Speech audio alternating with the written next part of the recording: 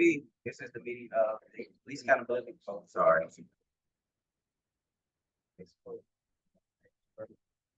Good evening. This is the meeting of the Police Accountability Board for Prince George's County, Maryland. Today's date is February. What's today's date? There you go. That was the test. February 26th, 2025. So we'll go ahead and take the roll. We're going to get started. We're going to have a hard stop at 8 o'clock. So just know if we do not get an opportunity to ask all the questions, you guys respond. Would it be okay if we email them to you? And then you give us a response that way? Okay. But we want to be respectful of your time. So thank you for showing up. You guys were early. So we really appreciate that. So what we're going to do as the members come in, Vice Chair now. So first, let me introduce myself. I'm Kelvin Ball. I'm the Chair of the Police Accountability Board. Actually, you might want to start. And I'm Carlos Sanchez. I'm the Vice Chair. I live in the Delphi. And I'm in district. So as they come in, we'll start. Shout out, right? We'll start asking the questions. Get some situated stuff. And we'll go ahead and take the roll. Vice Chair Sanchez. Here. Thank you, sir. Mr. James. Present. Thank you, sir. Mrs. Bryant. Here. Thank you, ma'am. Ms. Springs. Dr. Coleman. Mr. Jones.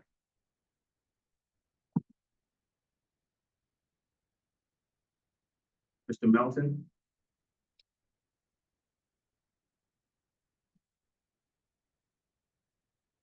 Mr. O'Neill.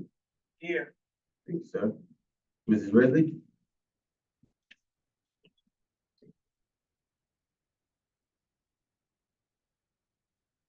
And our attorney, Margaret Jo Camp, she's here. She'll be here shortly. She's in the back.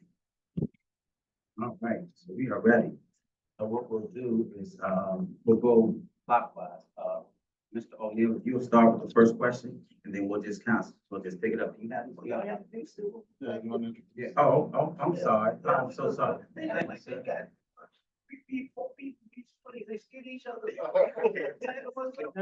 Why you sitting way back there? You think you couldn't get him? So I apologize. So thank you for that. So if we can start from this end of the table and go around and just tell us who you are. Thank you.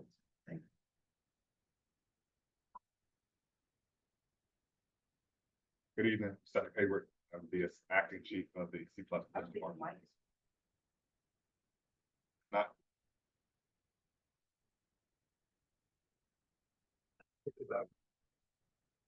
Let's give us a loud voice. All right.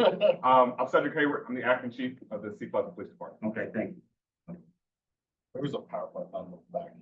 Someone, if they're not lighting up, that PowerPoint. Press it once.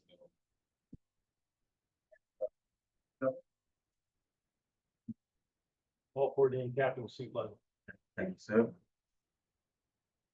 Rick Bauer, the Chief of Police for the City of Greenville. Thank you, Steve. Rob LeBron, Deputy Chief of Police.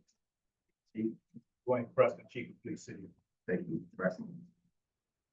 Ken Gaddis, Hadley, Chief of Urban Heights, Maryland. Thank you, sir. Ralph Tarpley, Chief of City Strikes.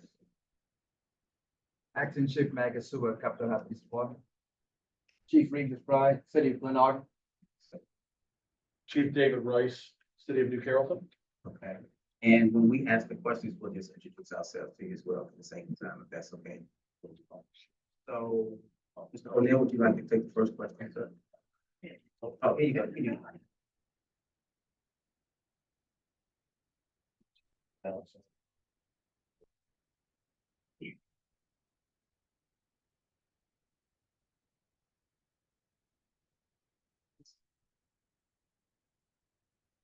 Everybody, the first question is, my name is Earl O'Neill, I'm from Washington, Maryland. But how have the process impact complaint investigations by your agency? Yes, sir. Thank you. And anybody feel free to take it. How has the new process impacted complaints investigations by your agency? If the question of, if the new process is the ACC, I mean, we've been doing it for about 2+ years now. Right. The biggest difference for us has been having to complete a full investigation. When it's an unfounded complaint, we're able to review body camera footage. Now, one of the things that we have done is streamline those when we're able to review body cam footage and determine quickly that it's an unfounded complaint. We've been streamlining that process and not doing all of the interviews because we're able to quickly get to a conclusion, write that up and get it submitted. So it's been an evolution for us. We started off doing everything as a really long drawn out interview. And as we've gotten more comfortable with what we're doing and the ACC's gotten more comfortable, we're able to kind of shorten the process on the ones where we know Okay. it's unfounded. Okay. Anyone else? I would just add to it, I think that the process for us to see the relationship has been positive. Prior to the police accountability board to ACC, we generally completed investigation for 30 days. So in some cases, this process has lengthened our process to the degree because of the actually later review that it was 25 times to see that that's the feedback. Okay. Okay. Thank you. I'll piggyback on Chief Preston. It has lengthened this process pretty extensively for us as well. And one of the things that we noticed is that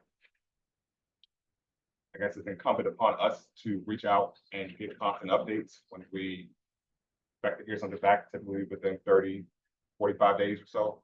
And we've gone, last one that we had was about 4 to 5 months, and we were reached out probably about 3 times to get updates, and it was still in the process, set to be heard at the end of this month, and it's pushed back, set to be heard at the end of the next month.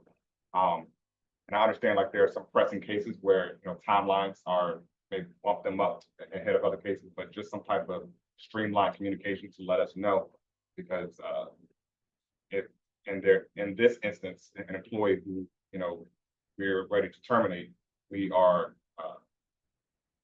stuck. Keep an employee that we know needs to be gone. We're not getting that communication always from the ACC. Okay, so timely communication of the statuses of the, that's okay. Thank you. On our end, our biggest problem is getting the person who made the complaint, getting back in touch with them and getting them to come in and talk. Is almost as bad as going to the dentist. My savior, at least in my department, is Tangi. I can reach out, or my major and I can reach out to Tangi, and we don't really have to wait for anything. She gets right back to us, which is, pretty amazing. But yeah, time. We try to have those little small complaints done in 2 weeks if we can. Okay.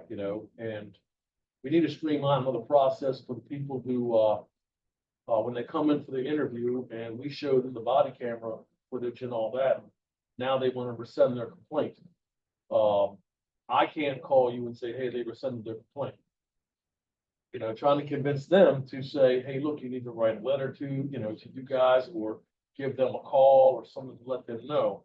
But we'll send it up, saying, hey, look, they want to drop the complaint.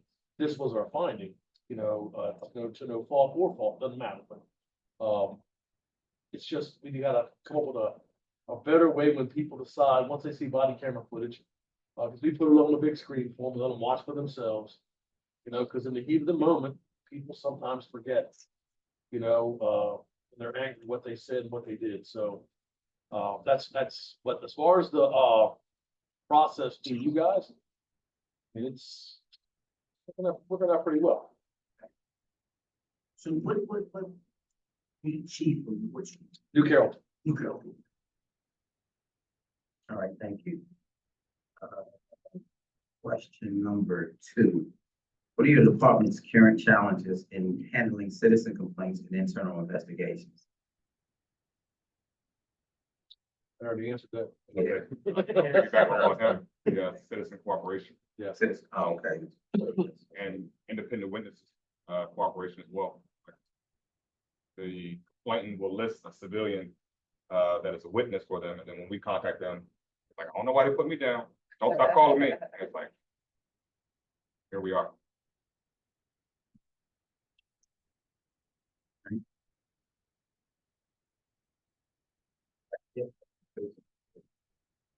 Have there been any recent updates or changes to your department's policies based on any public feedback or recent incidents?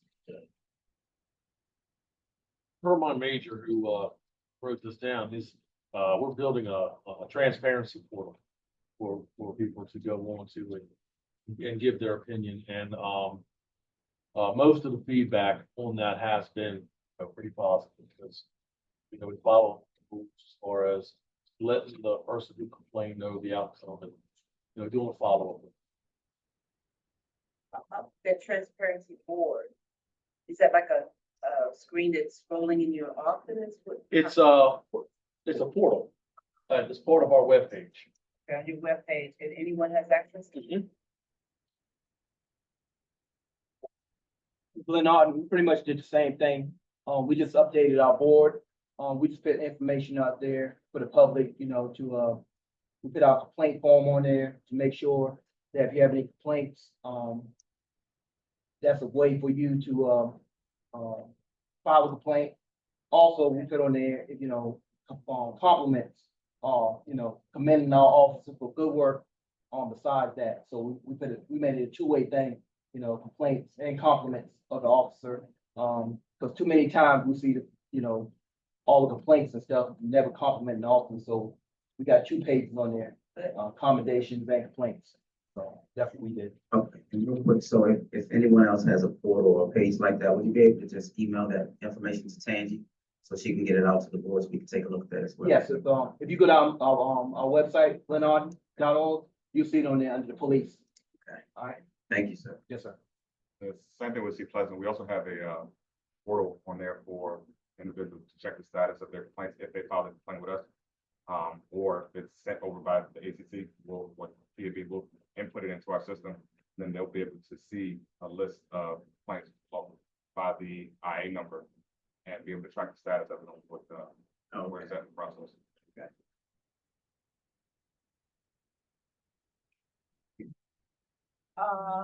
Good evening, everybody. I'm so glad to see you all here. I've met many of you personally, and it's good to see you. I'm Sheila Bryant. I live in Upper Marlboro. So the question is, what strategies do you use to monitor social media and track any high risk or viral events? I know that recently there was another car show thing, car gathering. Types of things. How do you have any strategy to monitor those on social? We have a dedicated, public information specialist. And that's his full-time job is to manage our social media as well as the website. So he monitors all about our social media sites, and we'll make notification if we see any kind of spike in public database as well as, I'm sure, all the chiefs are tied into MCAC and things like that. So just information is pushed out to us. Various things that are impacting the region. City of Louisville is also part of the National Capital Region and CUB, so we're also involved into that as well for the entire Maryland, DC, and Virginia region. So various different sources that we monitor to stay abreast of things that happen in the region. Has that been effective? It has. We haven't really seen it. I mean, we had last year we did have a police involved, officer involved shooting. So that kind of caused obviously a spike. Once we released the video, we received obviously a lot of comments and things. So we monitor it. My practice is we generally don't respond to posts. That's there because that's a rabbit hole we just don't want to go down. We allow those things to run their course, but we monitor the posts to see what information is being posted, and that kind of gives us a pulse of the communities. I get some feedback on how the community feels about a particular incident. We don't really get too many things posted on surrounding crime incidents that we're investigating. Things. And that's where? City. Oh, yeah. And speaking of my behavior, you had voice state, how do you? City. No. This place. Okay. How do your police force interact with state's police? part of social media. Not very much, Bowie State is technically outside of the incorporated city. Oh, okay. So it's really, they work with Maryland State Police and Prince George's County. Chief Cummings and I, we do have a relationship. You know, I actually am a lover of the state, so we have a relationship. But you know, if there's a critical incident, I know when they had the shooting and the homecoming a couple of years ago, our officers obviously responded as well, being in close proximity, but tactically it's outside. I just wanted to know, okay, I just wanted to know how you interact with this. And before we do, you have like a list of previously law enforcement engaged individuals who are on social media, or do you have any way to know that? No, I mean, we know what frequent posters, but those are not, generally what we found is that many of the people that I consider to be opinionated on social media, we can't even verify whether they're even city residents. So that's why I don't spend a lot of time engaging with that social media. And I tell, you know, I go further when we have here the community last night. What I tell our residents is that if you want factual information, look for the post that comes and originate from us. And if you have a question about something, don't pay attention to the comments, call us and things like that. So we'll make sure that you have accurate and factual information. And I think that that's the most important thing, because there's a lot of information and everyone knows, you know, there are a lot of different social media sites next door and things that sort of that are more problematic for us, to be quite honest, because there's so much misinformation that's being shared. And that generally fuels the community down a rabbit hole. It's just in that. I guess what I'm thinking about is like those Instagram users and TikTok users say, yeah, man, you did this, now I'm coming to get you, that kind of stuff. We don't have. You don't see any of that. I'd like to echo what the chief said. However, we do have a gentleman who trolled us, Okay. that basically, he's a domestic terrorist guy that actually got incarcerated by trying to set a bomb off at our abortion clinic. That was caught by did 7 or 8 years. When he came out, he started trolling us. And went back to the abortion clinic, got locked up by one of my officers. And, you know, went to court and everything, found guilty. But he still trolls us all the time. They still engage. Right. But you know, we can't censor him. However, we do have a lot of our residents and community that defend him and saying that, hey, look, you know, Google your name, state, and it'll show that he is a domestic terrorist. So, but we don't engage any type of negative statement when we can, you know, censor him. What smell is that? What was it missing?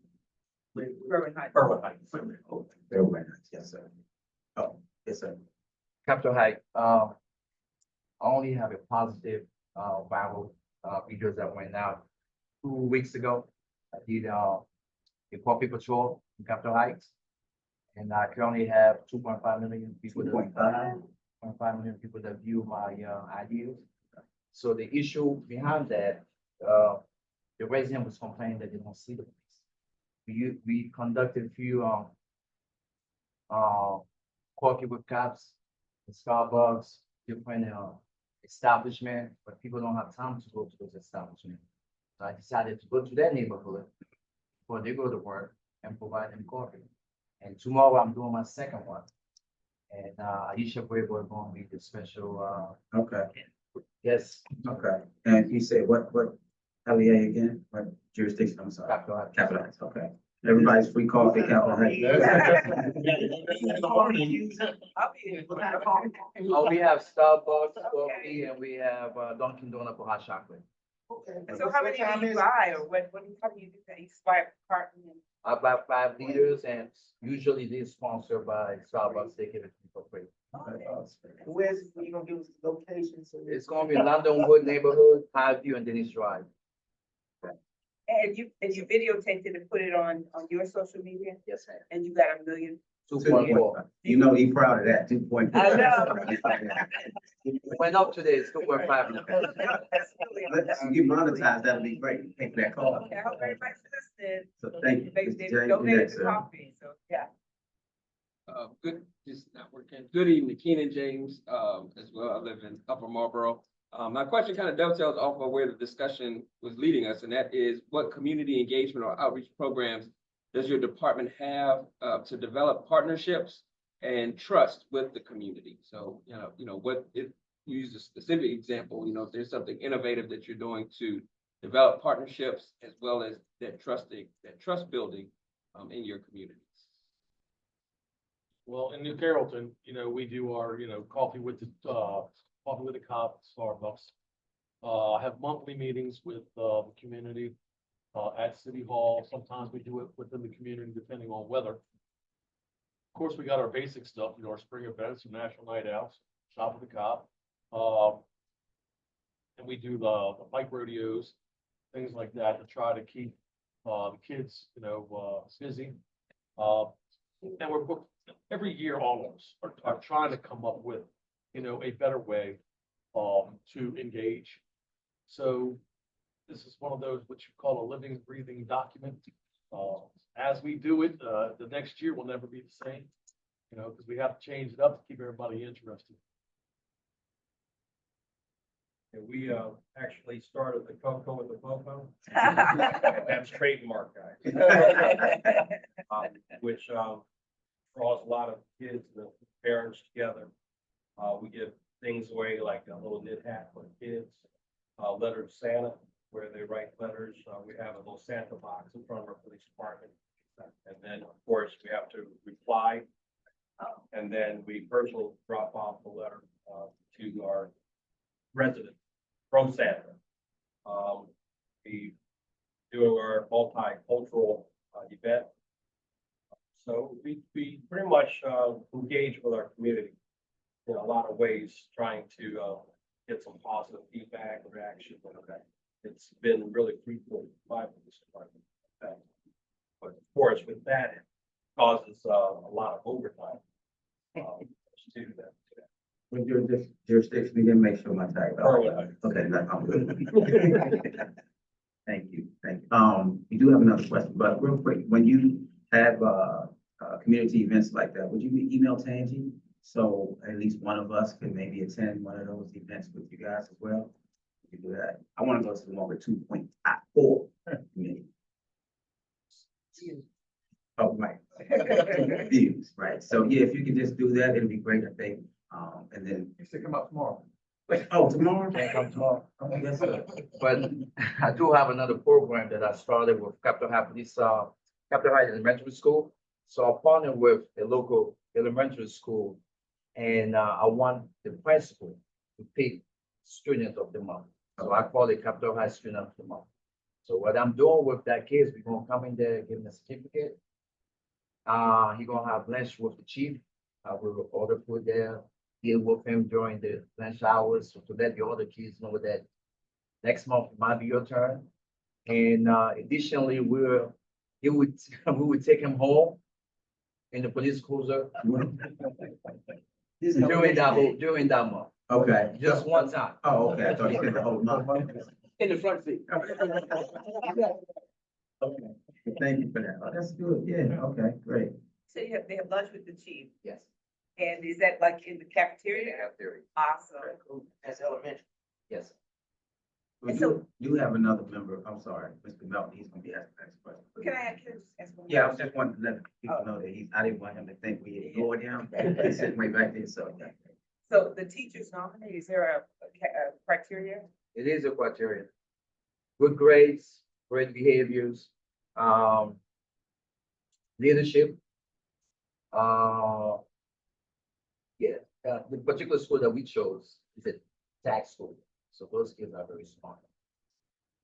So that's a good question. And so I have a follow-up, and maybe for everyone, and I apologize for a couple, but I heard you say that, for the, the good grades and things like that. What about a problem student? Because they would be more likely to have interaction with the law enforcement, right? So maybe you guys can open it up for that, to just have one-on-one with that particular student.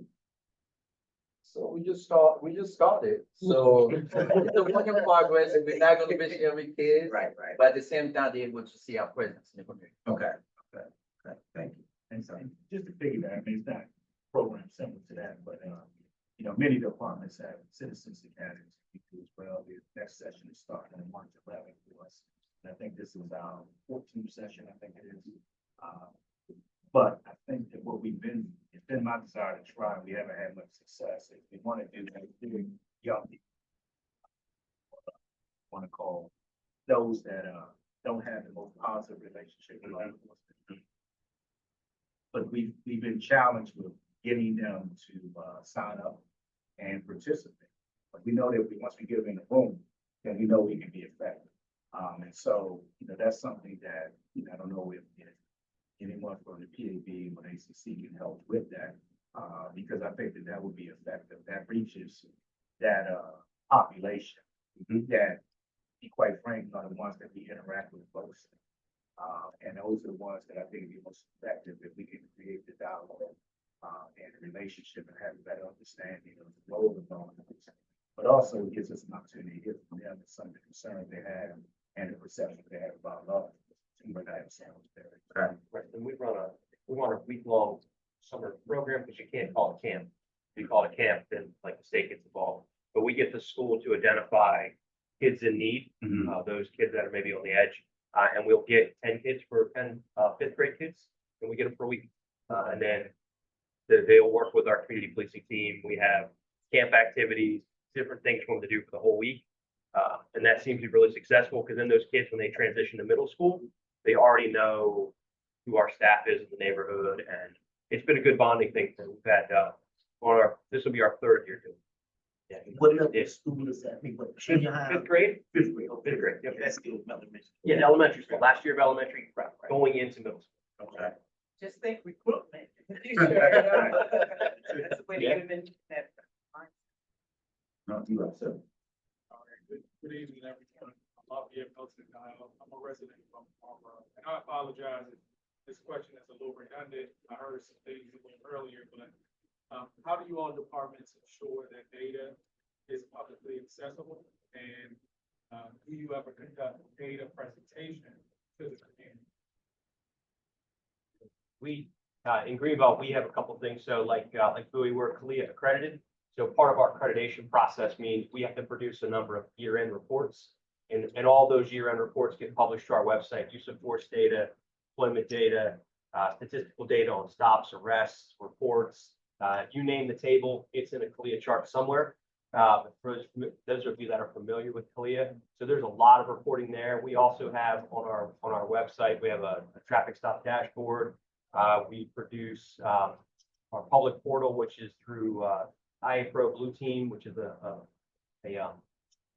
piece of software that we use to take incoming complaints and accommodations, things like that. So we have a number of different pieces of data available on our website that is easily accessible and you can read through. And I'm sure Preston has many of the same things. I'll take a shameless plug. We definitely keep an eye. We just finished reviewing today. We produce an annual report, so that should be published tomorrow. And a lot of that data, we talk about use of force complaints. We talk about crime statistics, traffic stop data, a lot of different information that we break down in the annual report. It's made publicly available, posted on the website. This is I think it's year 4, I think it is. So that data is there, as well as last year I held monthly community matters meetings for the entire group. I go to different parts of the city and I meet with our residents and doing that, provide statistical information on crime, but also hear from the residents in terms of their concerns. We just held one of those meetings last night as well. And so we do those quite regularly. What kind of meeting is it? It's entitled Community Matters. And those are meetings that, I go to various parts of the community. And again, it's to, inform our public, but also to engage with them. And to let them know the things that we're doing as a police department, but also hear about their concerns and be responsive. I have a question about that. So, how do you advertise it and, how often do you have that? So this year we transitioned, we're doing it quarterly as opposed to last year was monthly. But we advertise them through our social media, we put them on our website, and we also advertise them in the communities in which we want to do the presentation. I just had a follow-up question. I know there's a difference between data you share publicly and externally. I'm curious what metrics you might use internally to make adjustments. So in other words, what kind of data cycle are you on? Is it, do you review data monthly and say, hey, this uptick in this particular area means we need to make an adjustment. Let me talk to the officers about this. Or is it an annual, like you might look at it a year in and say, all right, we want to make some adjustments based on the annual report? Or is it a different, I'm just curious what data cycle you all use to make adjustments internally. I think most of it's daily. I think it's daily, so Yeah, I was gonna say, it's probably daily. in New Carrollton, we, the officers do, daily logs. For both our shifts, 'cause we're 12-hour shifts. The daily logs don't show their whole day. It just shows, things that, how I put it to them, things that may cross my desk that I really would like to have an explanation. So I'm not caught off guard. So, interactions and stuff like that, that are negative, all that kind of stuff goes into that daily log. So, and then we do our, of course, we do our monthly statistics for the council meeting, and then we post it, you know, on our website. So keep it simple. I do it weekly, monthly, and yearly. Informally for us, I mean, you know, we do a bi-weekly crime meeting. We just held one today, as well, but that's where we formally talk about crime and our strategy. But, you know, daily, we're paying attention to, what occurred in previous shifts, making adjustments. So we're not waiting for that every 2-week period. So it's just, that's the formal meeting that's being done every 2 weeks. Thank you, next question, Ms. Alte. Does your department have body worn cameras that automatically activate when guns or tasers are thrown? Maybe even turn the sirens? You do. Not with my gun, not when my gun's rolled. That one, Not when you got- So ours we have when the taser's drawn, fire up, pull out the holster, or the lights are activated. yeah, we do not, we do have it with lights and sirens that are activated. It activates the in-car camera. We also have a trigger mechanism that the lights are activated and the officer opens the driver's side door and automatically transitions to the body camera, activate that as well. But it does not track, if the officer draws their weapon, firearm, takes. Because I do know that there is one law enforcement agency that they were telling me that when they do draw their weapon, that any officer within the vicinity that's responding, it turns their body from camera on as well. That's typically folks that are in that Axon universe Okay, gotcha. network, whatever it would be, because a lot of us could tell you, like, we'll get a lot of frivolous reporting. So like if an agency has Axon and they are going priority or something, they go by one of my officers, they'll activate their camera, but they have to turn it off and label it as accidental or whatever it can be. But that Axon universe, it typically does anything within I don't know the area, the radius, but yeah. Makes sense. We'll activate. Does everybody have? No. No, everybody might be saying. Mine activates Yeah, all lights that- and sirens, but it activates both car and body. So if the officer's out of the car dealing with somebody, he hits his body camera, the car camera turns on too. So that, anything's in front that's catchy, because remember, it's a 3D world that we only have one, look at, so it gets a better surrounding of what's going on. We're using a camera that it's, I believe the UK using, it's actually, it has a screen that shows the person that you're attacking. So if that person decide to mouth off, they can actually see themselves, which cuts a lot of confrontations down. But our policy, once officer reaches destination, cameras on until situation. So the person can see this. Yeah, correct. It's the body. Like a camera. mirror. Yeah. So TV screen that actually showing you talking to officers. But it is, most of you have manual. Turn of activation. Yes. Because like if we go to court in the old days, for some of us older people, when we go to court, our notepad, we pull our notepad out, it becomes admissible. So if I, well, no matter what I've written in that, whether it be a love letter to my wife or a grocery list, it is now admissible in court. Our body cameras are the same way. So we have to be on our, because I think most of what, 30 seconds? 60 seconds in advance. So if you're horsing around and you hit your body camera to go on a call, that horsing around is now on video. And when you submit it, you can't alter the video when you send it to the state attorney's office. So they get to see the horseplay and the, Interaction. yep, Okay. and bathroom events. The biggest thing on the body cameras is what you're willing to spend. Yes. If for those people that have Axon, it's really a question of how much is your organization willing to spend on cameras. Our camera bill to Axon exceeds $250,000. Is that AXO? AXON. And we're getting ready to look at, we just got the latest and greatest toys that came out last week. They actually have an AI suite that goes with it now that will translate. So somebody who doesn't speak English is speaking to you, you push a button on your body camera, it will translate it in almost real time and repeat it out loud. And when you speak back to the person, it will retranslate it and then broadcast it in that language. And it does like 70 languages. It's incredible what they're doing. Is that very? I don't know the price yet. I'm sure it is. Because a lot of that is, you guys pay like an upfront for the hardware, and then it's like a subscription It's like a service. cell phone service. Yeah, Right, yeah. because you're doing storage There is plus, no- Yeah, we do everything. Storage, yeah, that's what we have. and then like maintenance contracts. So if it breaks, do you have the ability? Yeah, just send it back and we have they have us for everything. Everything. We have our car cameras, body cameras, our interview room cameras, our station So that's like cameras. it's our a choice. tasers.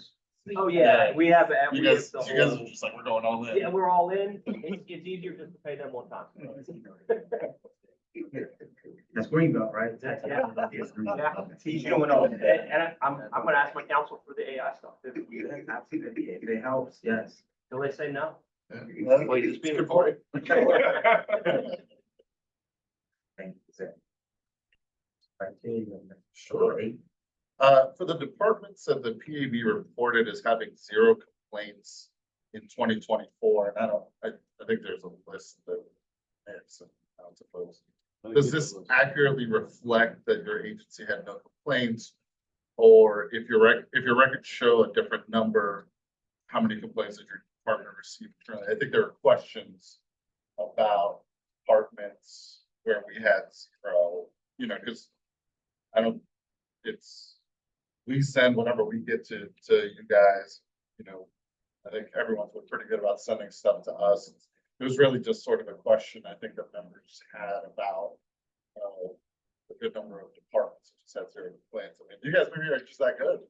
Well, I mean, is the reason when I first got an email about that, and I had to take a step back, because I was like, you're complaining because I didn't get any complaints? How does that work? Either I'm getting too many or not any at all, but I guess we're grateful that, we've only had a few, it is what it is. But we encourage people when they have the complaint, we give them you guys number and everything. We give them our own complaint form too, but we give them y'all's information so that they can go directly to you, so you can direct us back. That way there's no breaking that channel, that communications. Yeah, my God, I was like, man, I'm on a bad list. I'm not doing anything wrong.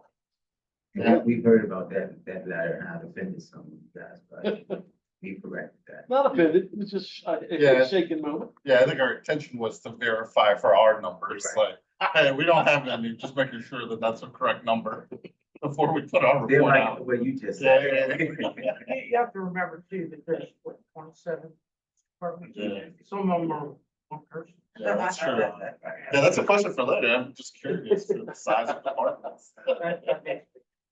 Number of calls. Well, I'm fortunate. We don't have any.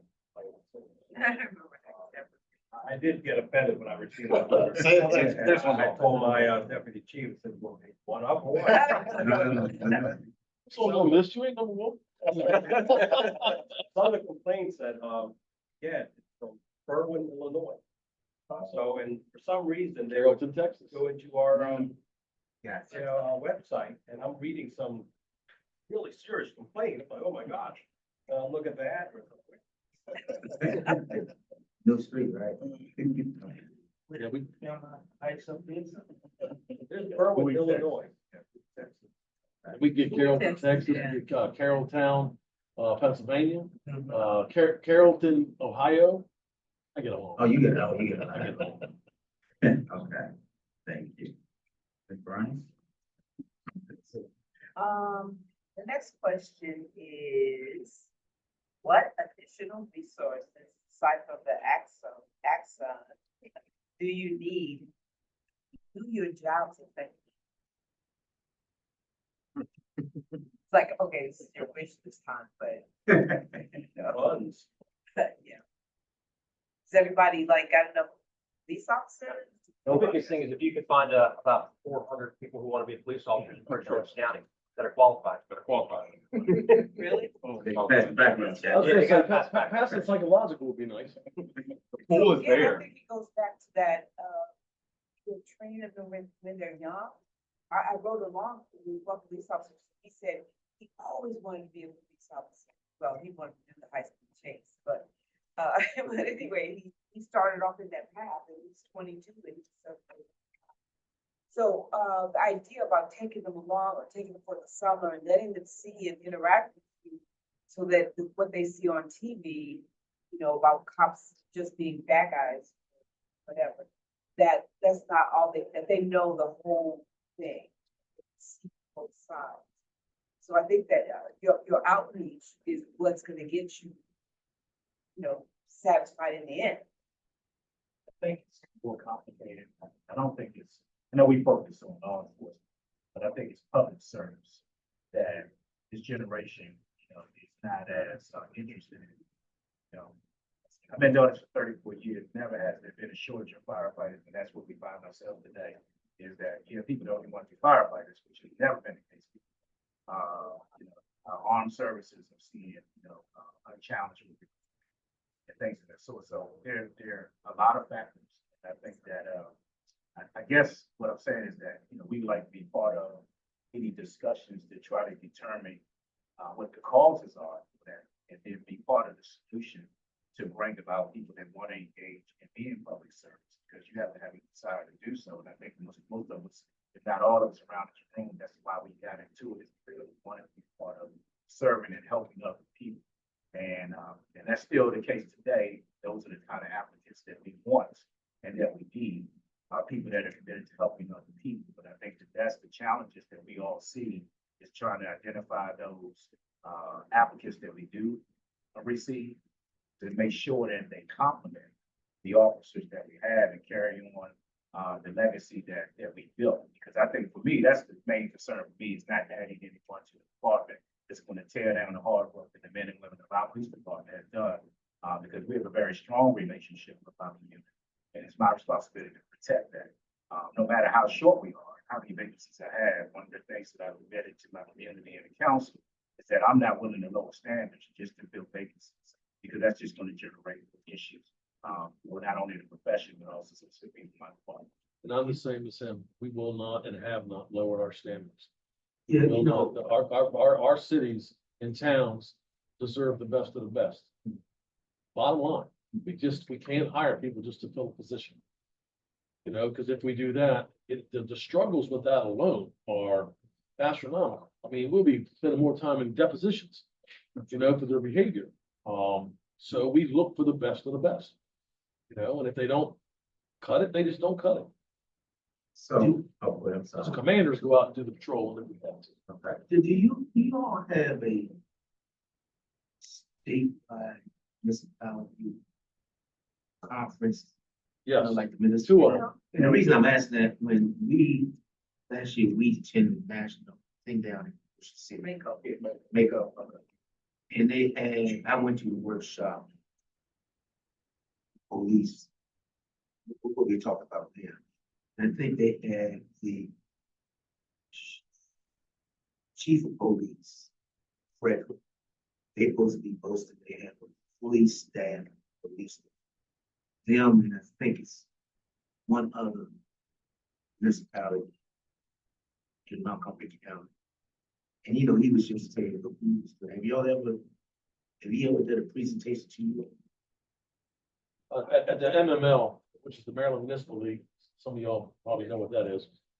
We have the Police Executive Association, where we do the training for all the municipalities, executive training.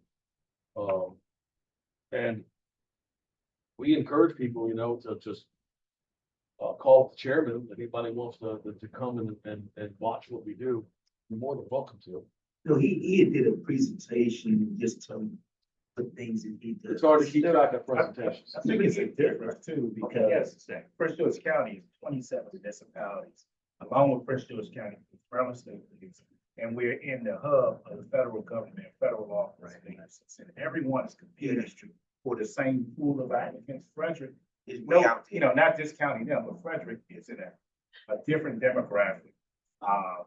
They don't compete with the multiple police agencies in Frederick. They are the primary law enforcement provider. They don't have the same challenges. So we're not comparing apples to apples. Right, no, I wouldn't say comparing, I'm just saying, just points. I mean, I'm not saying that he got this, whatever, but I'm just saying, just points. The strategies he's using is the same ones we're all using. Okay. But he, like I said, like Preston was saying, he has a different market that he's pulling from. He's the biggest guy in town in Frederick. Whereas here, we're competing with the county police and we're competing against each other all the time, right? So there's 27, there's what, 1,700 for Georgia County police positions. But you add all the municipalities in, you probably add another 300 or 400, plus the park police, plus the state police. So you're talking just sheriff department, the number of people that you need to fill all of the vacancies in Prince George's County exceeds the 100 people he needs. Even Washington DC. Oh, and then, yeah, federal government. So what I want to do is, I know that we've covered all the questions. So I'd like to start with Mr. James. If you have anything you want to ask, we'll just go around and maybe ask another question before we get to question number 10 for you guys. Is that okay? Yeah, I don't have something specific. I would just go to question 10. Okay. Well, does any other board member have any, anything? Okay. I think I had the privilege of visiting Greenville, and I think you all have a mental health response team. I was curious if any other municipalities had any special training or officers who are equipped to deal with mental health crisis, or citizens who are just neurodivergent and you may have interaction. That just requires a different response. We do train our people. I don't want to say it's like a mental health worker, because until the public started demanding of mental health workers, we were the mental health workers. So we're learning on the job. All of us had to learn on the job. But now, like for in-service and things like that, we'll have somebody come in and do a couple hour session on what to watch, empathy based, kind of give us ideas and places we can call to help. So when we're out of our league, in the few years back, again, we handled all of this. Whether it was a cat in a tree or whether it was somebody saying that they were going to commit suicide. It was a police thing to handle. How does that interact with 988? Say again? 988? That's all fairly new in the last 10 years. Right, but I'm saying, you all interact with that? I mean, somebody calls 988, you respond to that. We respond with the first scan. Yeah, we have to go with them. Pretty often. It's not every day, every couple of days. It's mental health providers that go. Correct. The contract the county has Okay, with the provider. That's if they're called first. okay. A lot of times it comes across our radio and we have to make that determination when we get on scene. And so then you would call, you have a number to call them, or you just call 988? Yes. We call dispatch takes it from there. So we're kind of maybe the outlier on this one. We actually employ a licensed clinical social worker, and we have a co-responder program. So I have one LCS who rides with a police officer, and when they're on shift, they handle all calls related to mental health crisis. Now, she's available after hours, and we have CIT trained officers, which are people who go through a 40-hour program, and everybody's got CIT trained officers. And she can help walk one of those officers through a call for service over the phone at night. But we had to, but it's expensive to employ two people like that. And it's hard. The worst part is really hard to find somebody. Most people who get into that field are sitting in an office and that's where they're comfortable, right? You put somebody in that role in somebody else's house, right? It's a different world. So you have to find the right person to do the job. We got really lucky, and our person is really good. And it turned out, I originally was like, well, we can loan her services out, but she stays so busy that I need to hire a second person to take the load off her, for finding funds to do that. Right. So it's a really busy program. And if other organizations are fortunate enough to get one, it stays very, very busy. You become shocked. Once you have it, the volume of calls that team handles, and then not even just necessarily that original call for service.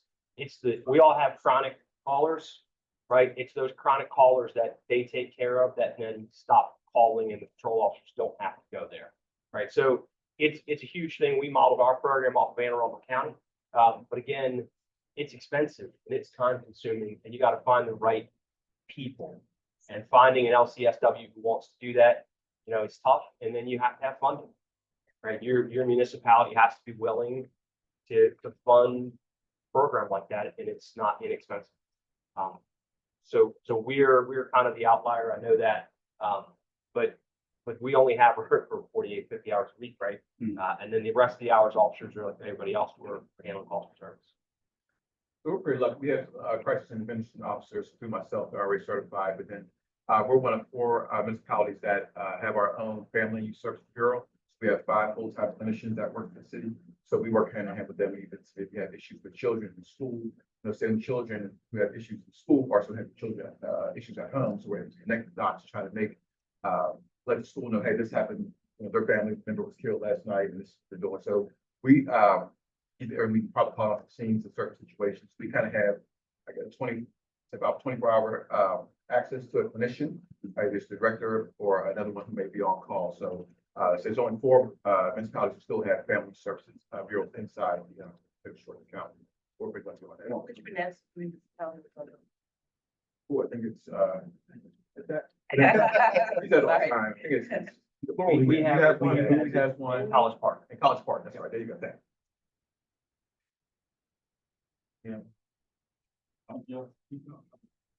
I was just curious, so this came up in a conversation. I did a ride along with the county. And one of the conversations we got into was around vehicles, availability and maintenance of vehicles. Do you guys handle maintenance of vehicles yourselves in your municipalities? Do you use the county? And how's that going? Use the county. We maintain our own. We maintain. Okay. Yeah, most of the small municipalities, we utilize the county. We have a contract with those counties, so most of the small municipalities. Okay. Yeah, because there was an interesting conversation I ended up having around how much time.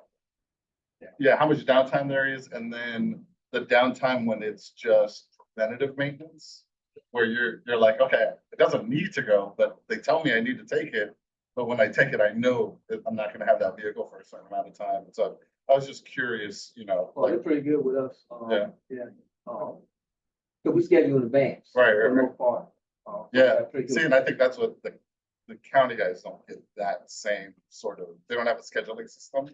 It's maybe because you guys are contractors. That's not true. We both retired from the county. That's not true. But, I don't know what you're telling me. but I will say that, the difference was is we're fortunate that, with our newer vehicles, we take them straight to the dealership. That gives a lot of flexibility for us, because it's multiple dealerships depending on the make. So, convenient for those that, we have a take home a car program as well. So you can take it to the local dealership to come to the resident, which is all convenient as well. Lucky you, those vehicles. Well, I mean, and some of the ones that are out of warranty, we do have a local auto body shop within the city that we would take those vehicles to. So, but that's how we maintain our vehicles. Something. I have a question as it relates to the new administration. Have y'all had interaction with the ISIS formally? You mean ICE? So the crackdown. Haven't had any, Yeah. haven't had any interaction. We've had, they've paid our city a visit a couple of times. But there's no interaction with any of us because they do not tell you they're coming. Right, okay. And then we have to spend 2 hours trying to figure out if somebody been kidnapped. The only reason I ask because, you know, just on the media. You know, when you say Chicago and you the warning to the mayor, your people not cooperative, you know, in charge there. I didn't know if they were coming into, you know, this, I don't know if this area. We can't enforce immigration because we're not certified to do so under federal law. Unless there's something that is a local charge that goes with it. Y'all got looking at TV? It's no federal law now. It's a change, it's a new administration. One thing that I can say, Yeah. not to speak for immigration and customs, I met with the Maryland, bureau chief, about 2 or 3 weeks ago, had a great meeting with him. If you guys reach out, I'm sure he's a really good guy. He would come and talk to you. I mean, their practice is that they try to enforce warrants, criminal warrants, people who are wanted for a crime. That is their primary objective. And then the new policy for them is that it used to be that what they would consider a collateral. You just happen to be there and you're unlawfully in the United States. Under the previous administration, they would leave you. Under this administration, they now detain you and present you in front of the judge, right? So that's the big change. A lot of it is, it's kind of politics and work. The other downside to, the kind of, if you are detained in the state of Maryland, because 2 years ago, the Maryland legislature passed some legislation that said that no state or county facility can house people for ICE. Right. So that means you're now transported out of state. You're transported to, maybe if you're lucky, Pennsylvania, if you're not lucky, Denver, where you now see a judge and then you get a bond. Bond can be as low as $1,500, but you're in Denver. Right. And you're on your own to get back here. So, you know, they you know, like any law enforcement agency, they got their marching orders and that's what they've got to go do, but they still target those with criminal histories, criminal warrants. And And then they're. that was gonna be my question. I had that written down as well. Do you see that population, that they're now afraid of you guys, think that you may be, Not yet, sir. Okay. I can only speak for my jurisdiction. ICE have paid us a visit a couple of times. And then pick up some collateral damage as well. They're looking for a guy that's wanted for murder. Mm. And of course, my phone's blowing up. Chief there called me, my mayor, my, council members. Actually see what's going on. And, I spoke with the agent and basically told me the situation. And my concern is that my officer, in the event my officer happened to pull somebody over and there's a person that's wanted. And there might be some situation there.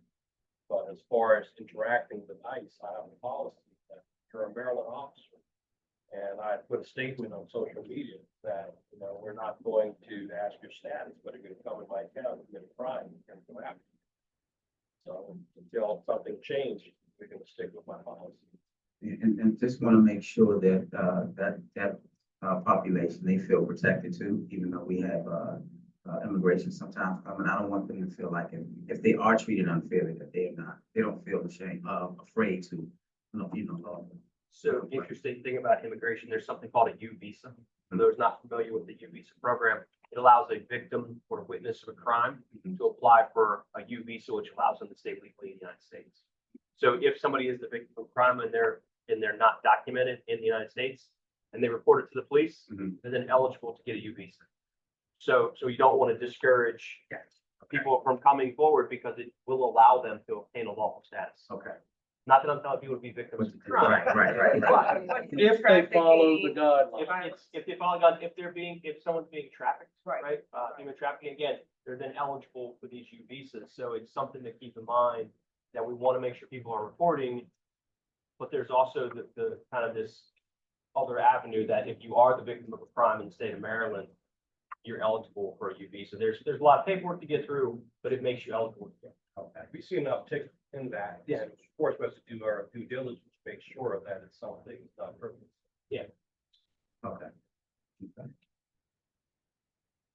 Okay, question number 10, and if you flip over, you'll see we have other questions. That's why, y'all did it. Right? I got you. Right, some of you didn't do it, but okay, so question 10, do you guys have any questions for us? And feel free, and anybody can take the answer. You know, you guys asked us, and I've been here once now physically, and then online, I attend. You always ask us what challenges we're facing. Well, let me throw that back at you guys. What challenges are you guys and gals facing that we can do to make it better or speed it up for you, or, you know, what is it we can do? So, well, and I'll go first. As I've said at every one of these meetings, I think it's important for us to be collaborative in anything that we do, to try to improve the quality of life around policing. I think that if we participate in the coffee and the cocoa with the programs and things like that, we'll be visible. And so it's a collaborative effort. So we don't want it to be us versus them, you guys versus us. We want to make sure that this works. And so we need all parties involved. So what I'd like to see is a lot of the events that you guys already have, if we can participate in that as well, so that we can show that it's a collaborative effort. I was having a conversation with the chief before the meeting started. He was stating how that one of his officers, I guess a while ago, he saw there were some issues with, and you dealt with that. And I think that's important for citizens to know that we strive to have the best law enforcement agency here. And so when the chief was telling me that happens, I've heard many of you say that to me, that when you find that an officer is not up to par, that you guys do deal with it firsthand before there's even an allegation. And I've seen some of those things happen too. So understanding that may be an internal investigation, but we want to make sure that we are able to communicate to the community any issues that they have at the table, just like this. So it would be great later on this year if we could just have a big round table. And if we have to come into your community to do that and your law enforcement agency, we could definitely do that. So if you want us to attend, the coffee, you take coffee. I really now understand that coffee, I didn't eat the donuts, but coffee is really, I thought it was a cliche with law enforcement. But so if you just extend the invitation, we'll be there. We'll be there. Because I think that's, for me, I think that's the most challenging thing.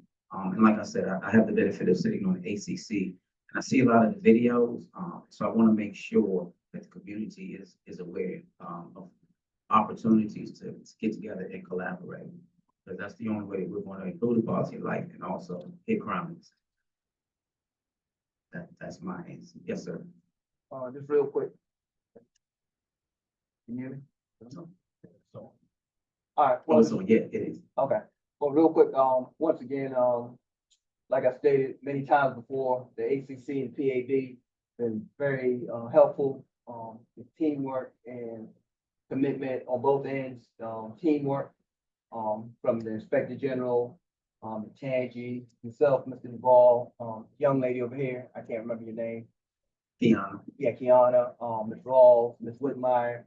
Recently, we had a trial board with you guys, did outstanding job using your facility. Just got a write-up, with recommendations and feedback from you from one of our investigations, which was very thorough. Right. So we most definitely appreciate you all, the teamwork, and we look forward to continue working with you guys. I've been on several of the meetings, the monthly meetings and so forth. Told the new chief about the meeting stuff, make sure he got on board. My cousin, Miss Brian over here. So, most definitely, appreciate you guys and look forward to working with you all. Thank you very much. Okay, thank you, sir. Appreciate that. You want to? I would say, you know, a challenge that we face has been educating the community. And it's one of those things where, similar to you all, trying to get in front of it and not be on the back end. 'Cause my fear is something happens, then they're like, well, where were you all? And it's trying to get there, trying to be proactive, trying to make sure we're engaging you all so that, you know, we're getting those data points, maybe not daily, so that we can try to help assist if there is something going that we're seeing. So I would say the education and the community outreach, and then just that data analysis. How do you take in what you're getting when you have so many municipalities, the countywide agencies, how do you take those data points in? And then how do you turn that into some recommendations that you all can use to kind of better serve your community? So that for me would be some of the challenges. I heard y'all both mention that y'all did ride-alongs. Who did you do it with? I did mine with, Who'd you do yours with? Yeah, same thing, District 1, just whatever my local was. Well, I can tell you this. Did Blake Riding with, Heights riding with a municipality is different. is much different than riding with the county. You know, we handle calls just like they do. We don't handle as many. A lot of us are getting up there pretty close though. But you'll see how the interactions work, when you have time to do it. I'm not banging the county, because the county call. Yeah. But when you have a little bit of extra time, how the interactions between the officers and the person are dealing with, how that, it's a lesson learned. I've always said, you guys, we're thankful that you guys have taken on this task. But you need to be out there seeing the totality of what we deal with to make an informed decision. Because when you read these reports and stuff, you can actually put yourself there going, remember when this happened, and the officer chief, we talked about, with each call, you lay it out, hey, look, this is why we do what we do. It gives you a better understanding of what we do. Like when we go from 1 to 10 really fast, and we have to jump on somebody, that deserves an explanation. We know something that you didn't. And we'll come back and explain to you why we did what we did. We had to act that way based on the past of this particular individual. And then give you a little bit of background on, what the dispatcher's like, because the dispatcher talks, it's in code. So you're gonna be going, what? What are you doing? You see me jump out and jump on somebody. You don't know they just robbed a 7-Eleven or something. You just, because of the code, you don't have no idea what they just said. But take an opportunity to ride along with some of the municipalities, especially something of high call volumes. The green belts, the buoys, the New Carrolltons. I think District Heights Capital do pretty good too. Glen Arden does well on their calls. So I know C Pleasant does. So you've actually got a whole room of police chiefs that, we have a pretty good call volume. Something y'all capitalize on. let's do that. It's a lot more fun to get firsthand knowledge and sit around and guess. Oh, yeah, absolutely. Can we get a uniform? I'll give you a vest to wear. No, I think to piggyback what Chief Rice was saying, we've been through the county decades, county network, municipality. What's a little different is the problem solving. Coming into these situations and actually having time and the wherewithal to actually solve or help to solve the problem. It may take more than just a day or a call. And that's something the municipalities have. That's the extra service that they provide. And that's what the taxpayers are paying. Where the county, like Chief Rice was saying, if you're running 20, 30 calls in a shift, you're not gonna be out. It's about problems. We know our communities.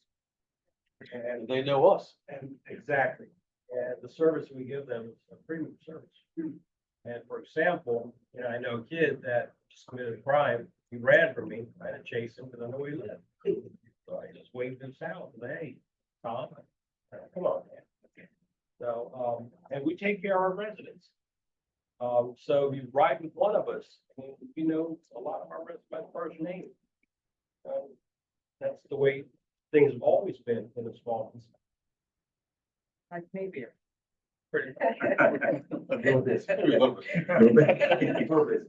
No party fights though, right? Don't say that. I know that was. Don't say that. And that was Barron Heights. Did you guys have coffee tomorrow? Oh, Capitol Heights. What time? I'll buy you coffee. Okay. No, you get cocoa with the popo over there. What time? 8. Okay. And then, I'll get the address, before you leave, Professor, yeah. Okay. Speaking of ride-alongs, I did a couple myself. I recognize that in the current climate, there's like this resident fear of doing the smaller things because of, the perception that this accountability and this complaint process, might not be worth it, right? Like, Correct. why do the little things? I don't think any cops are worrying about jaywalking and people spitting gum around, but I think some of those smaller issues, there's somewhat of a level of like apathy about that because like, am I gonna have to go through some process over that? But I think some of what I was hearing was a perception that I'm actually going to be held accountable for something I didn't do. And I try to reassure them that we're not really seeing that in the data. We are seeing complaints that might be frivolous and things like that, but the actual accountability is not there for things that, these are literally the people that have substantiated issues that are being upheld. And so I just would, I guess, encourage you as chiefs and leaders to maybe quell some of that if you feel good about the process and you gave some compliments about the process, just to give like some of your officers reassurance that, you know, this isn't necessarily an unfair process. I think there's more national news and things outside of our vicinity that kind of lead and contribute to some of that. But I did notice that, and it just created a concern for me that, you know, officers might not feel like they can fully do their jobs based on a perception and not really what's happening through this complaint and case process. I'll tell you now, cut right to it. Yeah, the new process, it put a hurt on our officers. You know, some of our biggest things that we deal with are signal sevens. And in our world, signal seven is a suspicious person. You guys have called us. There's no law that says I can't stop that person and engage them in conversation. Okay, no law at all. But they'll complain. People ordering at the 7-Eleven. That interaction is not going to be smooth. You know, they're ready. They want to challenge. That's their forte. Somebody behind the dumpsters or not urinating. You know, normally we go up there, we handle that. You can't do that. Now they were. So we had to retrain them, you know, to let them know that they got to know that their command staff has their back when it comes to the stupid things. But we also aren't afraid to go after you if you do something stupid. So I think I said that before about, and we had some situations where people have weaponized you guys against us, right? So you guys have, we had an incident where officer can call to the team, you guys refuse to build footage, still like, well, you still have to let them know their investigation on that. That then takes, you know, for officer who does nothing wrong, you tell them, hey, you got a complaint, you got to do X, Y, and Z. That kind of helps the morale, right? So as you're telling that to us too, keep in mind, if I'm out there doing my job as I'm supposed to be, but then still be complaints because they're now weaponizing a system that's supposed to help them. That really doesn't help the officer any. So that's why they're like, why would I mess with it now? I mean, to piggyback off Chief Hartley, like, we had an investigation where the complainant was obviously lying, right? It was on body cam, it was on dash cam, she's obviously lying. She came in to do her interview, she lied during her interview, right? We submitted the investigation, we did complete the investigation, we submitted the investigation.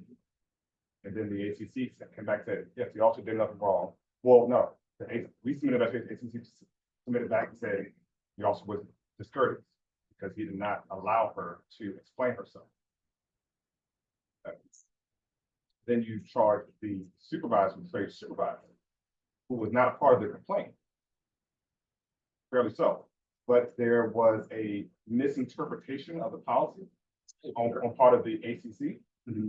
And I feel like there's no way for the department to then, like, we can't come back to the ACC and say, hey, you know, we want to discuss this because there appears to be some type of misinterpretation of the policy and we don't believe that it's right. Now, the only remedy to the matter is now that sergeant has to go through an administrative hearing board in order to exonerate his name for the instance, where I believe it is something that could have been discussed, or if there was some type of question in reference to our policy, that the department is called in and and we're put on the stand or forced to testify in front of the administrative charge committee to explain that policy. And I'll give you the example of the policy, right? We may be one of the only agencies still that still uses Prince George's County's general orders as our own. But policy states that if someone refuses to sign a citation, that you must call a supervisor to the scene. The supervisor must explain to them that failure to sign a citation is a arrestable offense, and you'll be arrested, right? Everybody in the room uses electronic citations. We don't sign citations, right? No need to explain to the person that failure to sign a citation will lead to their arrest, because it won't, because we're not asking you to sign a citation. But if the driver fails to take possession of the citation that we give them, and the officer sits it on their dashboard, and to alleviate them having a shouting match on the side of the road, the officer just leaves on the thing and says, "Ma'am, I've tried to explain it to you. You don't want to listen." Try to end it, and they walk back to their vehicle, and then you charge that officer with being discourteous for that reason, and then you charge the supervisor for being failure to supervise for the reason of not explaining to them that failure to sign a citation will result in their arrest. Was the Which is- complaint written on in the original complaint, was the supervisor named in the complaint? Why was he even put into it? It was a charge that was added by the administrative charge. That's not how that works. And so now we're in a position where, like I said, we appreciate and we respect the independency of the investigation, right? We do ours, there's an independent body that we use as well. But before we get to the point of adding charges or adding complainants to a situation where the department did not feel that that was the case, I think it would be appropriate that the department is contacted and allow us to communicate that with the administrative charge committee and figure out where we are with it. And then on the flip side, if we get an investigation back, where, not saying that we're going to agree with every investigation, but we've noticed something that is evident, that is just a misinterpretation of policy, misinterpretation of law, or whatever the case may be, that if there's a process for us to be able to remedy that matter without it now becoming a cost factor for us, because now we have to pay for an administrative hearing. So I heard several things, so let me try to address. So you were saying that, understanding the policy, maybe the ACC needs to understand the policy, right? So you can submit a letter to the ACC, explain the policy. You may want to explain the policy to the ACC, right? To interpret it. But we do have an attorney there that will help us do that. So we do read the general orders when we make the determination. And so if you feel that it's different, then I think that you should submit a letter to the ACC to say, hey, we want to take a look at this. One of the issues that we want to make sure that we don't run into is the year and the day. And so if you can get it in a timely manner and you see that, then I think if you send a letter, then we can definitely take care of that. The general orders, it sounds like if you're saying that now it's moved to electronic, then it sounds like it needs to be updated. So the general orders is updated, just that language is still in there. So that it should be You updated. know what I mean? So, but like we're in the process, we're probably paying a lot of money right now to have our own general orders Okay. published, whatever. But again, we may be one of the only agencies that still use Prince George's County's general orders as our own. So in turn, we cannot go change their general order. I can put out a chief's order and in a new policy, whatever the case may be, but just for this instance, and if we would have known that that was going to come up to be a factor, I mean, we would have included that in our package. I always send a letter with our investigations stating what the department's finding is, what my recommendation is, in reference to passing it for every investigation we sent to the agency. But I guess it never came up because I wasn't expecting that particular instance to even be a part of this investigation, especially after we include our investigation that the complainant has lied on multiple occasions. There's video evidence of the lie. So the complainant said that the officer took the citation, bought the citation up and threw it out. The officer sat the citation on her dashboard and actually turned around and walked away. You see on his dash cam, she bought it up and throws it out the window. Right. So and I'm not saying that what may have happened in that particular situation, but sometimes words matter. And so what you may see may not be what the ACC have heard the officer say. So that may rise to the level of discourteous. When it comes to adding charges, I think it is within the purview if the ACC sees something that is egregious, that absolutely they should push back for a full investigation. And we may not add the charge at that moment, but we will ask for an investigation. If we see something. So what we will do is should send a letter saying, hey, we know this. if we added a charge to failure to supervise, the supervisor, whatever the issue was, if you feel that that's not, fair, then I think a letter, saying you wanted to come to address it should be sufficient. Gotcha. And I guess the only thing was like, there's no procedure in place for when the department does not agree with findings of the You say ACC. it's not fair. That's not fair. You're not allowed to do it. Say The that, complaint wasn't on the person. If in writing, the complaint was on this gentleman here. You have every right, we investigate him like we're supposed to. We send that up to you. You can't go after a supervisor, he ain't even named in the complaint. if the Can't do that. supervisor is there, Well, can't go after him, he ain't named. so that's when we would send it back saying if he's noticed something, there should be an investigation. I'm sorry. That was the question I had. Procedurally, it sounds to me as if an investigative file came forward on the officer. That came and had an ACC hearing, and the outcome of that adjudication was this about the officer as well as this about the supervisor, to which I don't think you had an opportunity to then respond or react because that has already been the disposition on the case. So at this point now, you're given this disposition and said administer this discipline for this officer who didn't even know they were a part of that complaint in that case file.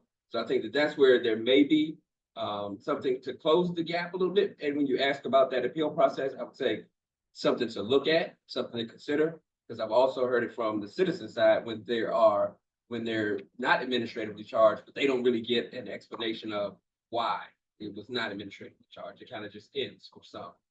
And they're have that same, what is the I would have no problem if the ACC sent it back saying, hey, you noticed this, you then in before turn adjudicating it. look into this officer, but don't send me something saying, this is the charge for the officer, and we also saw this, and this is the charge for the supervisor, and we now have to lend the discipline to the officer. You have 15 days in order to serve the discipline for the officer to decide what they want to do, whatever the case may be.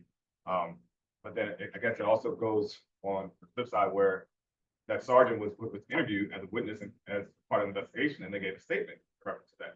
And they were not notified that they were responded as part of the investigation. So their statement, ACC is now using their statement from their witness statement as a respondent statement, Right. which we can't do. So let me ask this question. So let me ask this question. Failure to supervise, that there is a charge, correct, an allegation, right? It's, If you're named in the complaint. If the person is on paper from the complaint Okay, that has Dave Rice's name on it, and Dave Rice is found guilty of that, nail him. But if the complaint's on Mr. Wilson, you can't go back and say, well, because Mr. Wilson's supervisor was failing, you can't just add that person into that. so I think that the context needs to be a little bit clear, so for everyone. If a supervisor is there, he did not follow the process, then he will be charged. You'll see that falls under failure to supervise. We're not saying that a supervisor who's not there had nothing to do with it will receive a failure to supervise. That's not fair, and that's not happening. I can tell you that. I think what we're trying to say is there's unreported misconduct or uninvestigated misconduct, that it should be sent back to Right. C Pleasant and say, C Pleasant, we saw this, we need you to add this to your investigation. Yeah, and we've done that many times on the ACC side, many times. So I'll get that case number for you. So, Well, see, I think we should do, because we meet in the future, we should have some ACC members here, so that you can tell them the things that you don't have problems with. Because you give it to us, we have one member here, ACC. No, I'm saying, and what I'm saying is, then they can see that what you're talking about.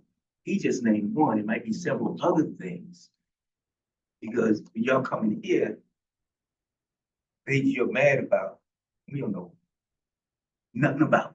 No, let me finish. What I'm saying is, we're here to be fair to all sides. And I think the C Pleasant's chief was trying to say, basically, there's some things we could do better at. That's all I'm saying. And understanding. Not movements, just understanding what that you as chiefs have problems. So I'm just saying in the future, we might need to have some of them. That's all. I'm Well, saying. there's definitely a communication thing, but we have general orders we have to follow. Right? And in our general orders, there's a list of things that we try to adhere to. It's not written in stone, it's guidance. You guys have the same thing. I'm saying you guys, ACC has the same thing. And I say that because, I'm a victim of ACC. Police chief. You don't have no right to investigate me. By law. I sent it to them. And they sent it to the county to investigate me. Because I wouldn't cooperate with the county, which should never have been done, because according to the rules and the law, you gotta send it back down to the agency in which it occurred in.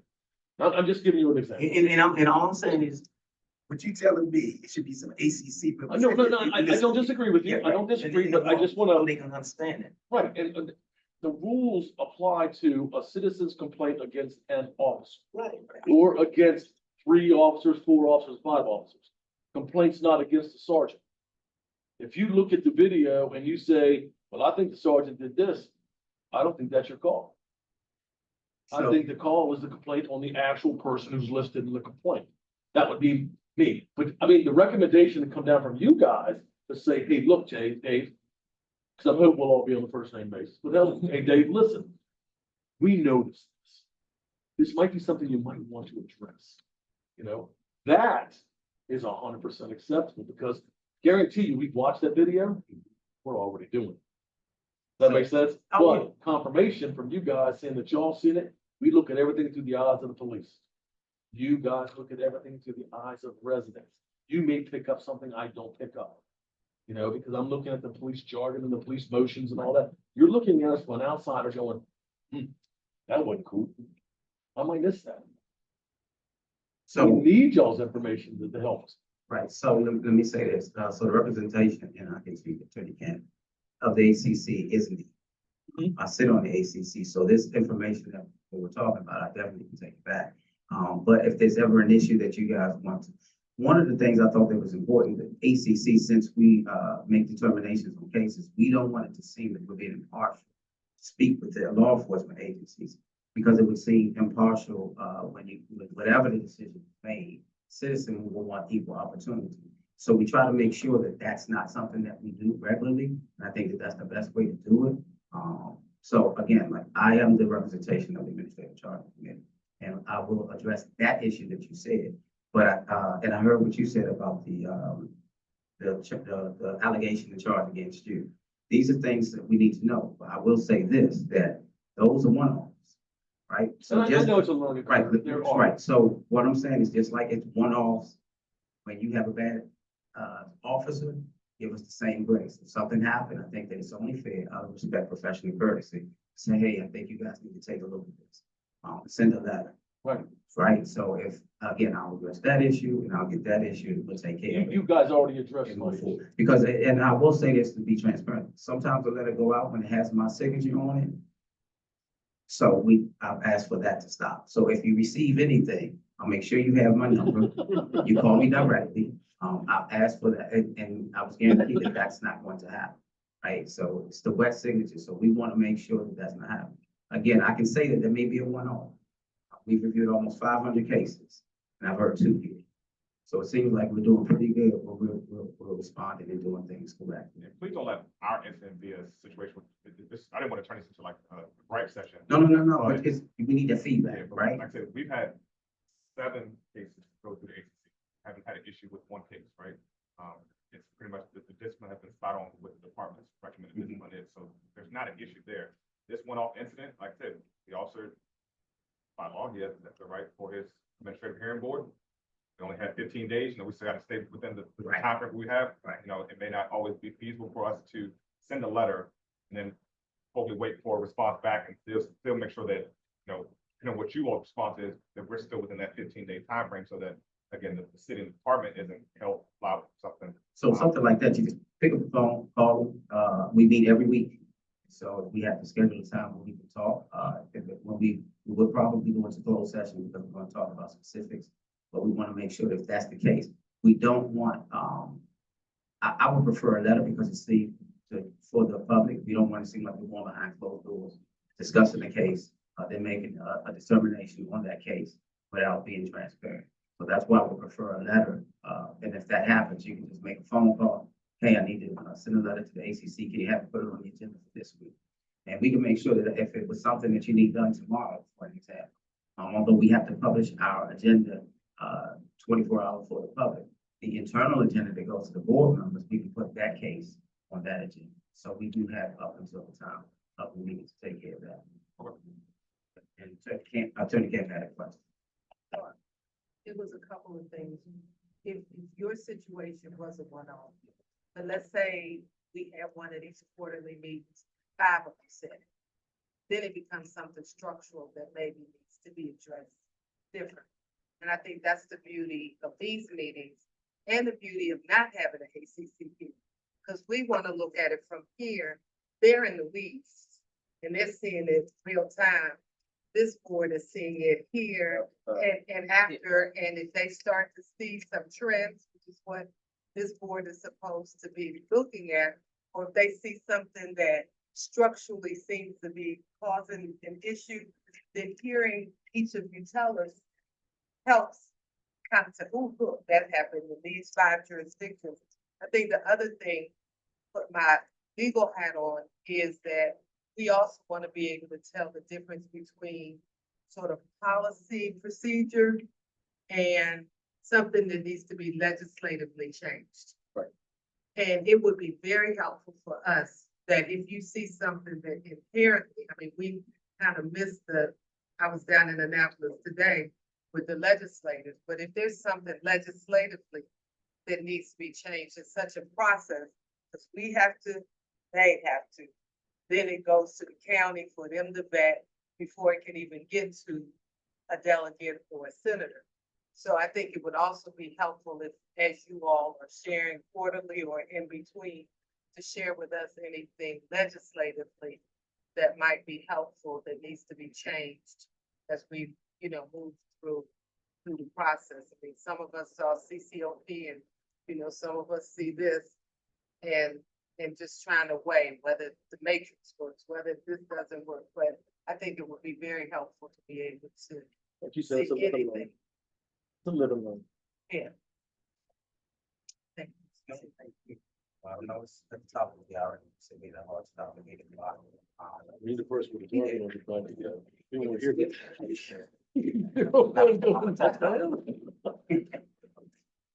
Okay, there we go. Thank you. So, great discussion. Again, I'd like to talk to you guys. But if any of you, and that goes to any other of the law enforcement agencies that may watch this or replay or listen, but if you have any issue with ACC, again, I ask that you shoot us an email, send them, make a phone call. If it's a particular case that you need to discuss, and I'm saying the case so we won't make it public of the officer or the citizen. We just like to have that in writing. And again, I want to make sure that the citizens feel that we're not conspiring. We want to make it seem fair, but we want to make sure that it's continued to see as being fair and just for all parties involved. So that's why I always suggest that the ACC kind of stays out behind the scenes, because we don't want the impression to get there. But we're talking law enforcement. So if the case is adjudicated where the finding is unfounded or exonerated, then it kind of seems kind of sketchy. We want to make sure that we keep the integrity from that standpoint. I have one more thing. Mr. O'Neill and I are the outreach committee for this board.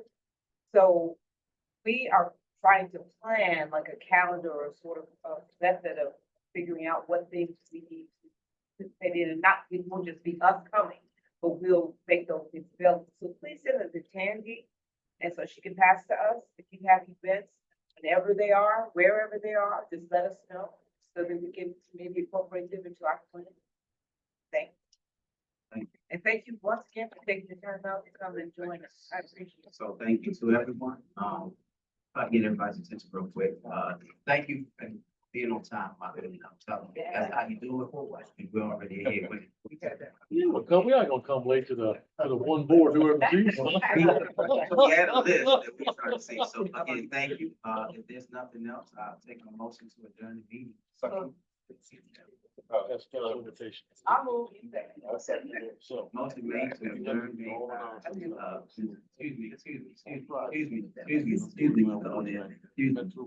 motion made to adjourn the meeting, made. Motion. Second, it's already done. Motion made to adjourn the meeting, Mrs. Bryant, and seconded by Vice Chair, Sanchez. All in favor to adjourn, say aye. Aye. Any opposed? No, okay, meeting adjourned. That time is now 8:05 PM, thank you.